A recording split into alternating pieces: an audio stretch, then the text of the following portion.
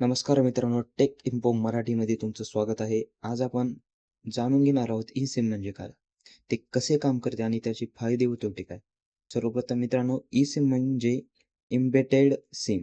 आपण जो प्लास्टिकचा सिम कार्ड मोबाईलमध्ये टाकतो, ज्याला आपण फिजिकल सिम म्हणतो. त्याऐवजी आपण ई-सिम हा मोबाईलमध्ये आधीपासूनच बसवलेला डिजिटल सिम असतो. त्यामुळे वेगळे सिम कार्ड टाकण्याची गरज नाहीये. ई-सिम कसे काम करते? जेव्हा तुमची जिओ, एअरटेल किंवा कडून ई-सिम सुरू करता, तेव्हा कंपनी तुम्हाला क्यूआर कोड किंवा ॲक्टिव्हेशन प्रोसेस देते.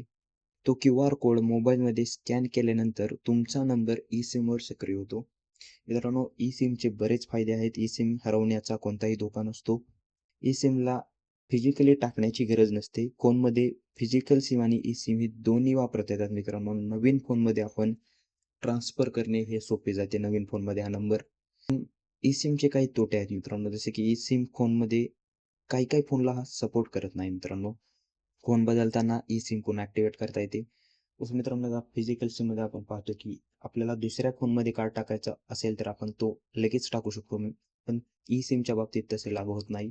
त्यासाठी वेगळी प्रोसेस आपल्याला परत करावी लागते. काही वेळा ॲक्टिव्हेशन प्रोसेसला थोडा वेळ लागू शकतो मित्रांनो. यामध्ये खर्चिक आहे, पण हा फायद्याचा पण तितकाच आहे. मित्रांनो, जसे iPhoneमध्ये आपण ई-सिम वापरू शकतो, कारण iPhoneमध्ये आपल्याला एकच सिमचा सपोर्ट असतो. तर आपण एक ई-सिम आणि फिजिकल असे आपल्याला 2 पर्याय उपलब्ध होऊ शकतात. Android फोनमध्ये तसे नाही. त्यामध्ये आपण 2 सिम ही फिजिकली टाकू शकतो. त्यामुळे आपल्याला जास्त आवश्यकता ही Androidमध्ये पडत नाही. पण iPhoneमध्ये नक्कीच ह्या ई-सिमचा उपयोग हा Androidपेक्षा जास्त प्रमाणात होऊ शकतो. iPhone युजर्सना हा एक फायद्याचा ई-सिम हा एक फायद्याचा विषय आहे. मित्रांनो, अशाच माहितीसाठी टेक इन्फो मराठीला आपण सबस्क्राईब करू शकता.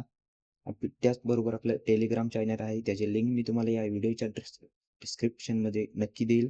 तर तिथेही आपण जाऊन माहिती बघू शकता. धन्यवाद.